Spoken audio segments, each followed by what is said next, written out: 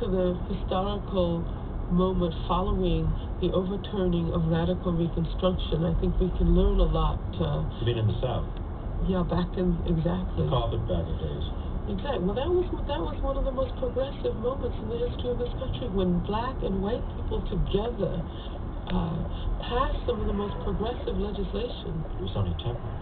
Why was it temporary? It was temporary because the forces of racism, and I don't want to imply that it was entirely the Where you going? It had to do with the new monopoly capitalists from the North who needed to have a malleable working class, who wanted white workers and black workers to be fighting one another in order that it might be possible to oppress all of them with ease.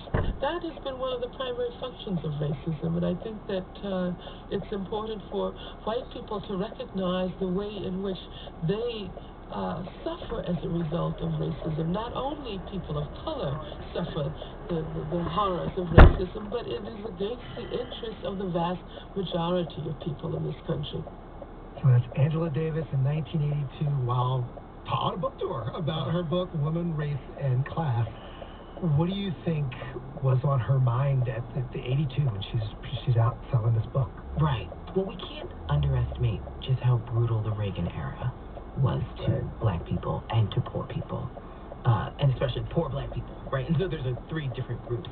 And I think her book about class, so we talk a lot about gender and race and the intersectionality, but class for Angela Davis, who's brilliant, by the way, and I think sometimes with living legends, it's like, oh yeah, she's smart, she did all these things, and wear the t-shirt, but the and like, and she's gorgeous and all the things, but it's like, no, when you read, and she's a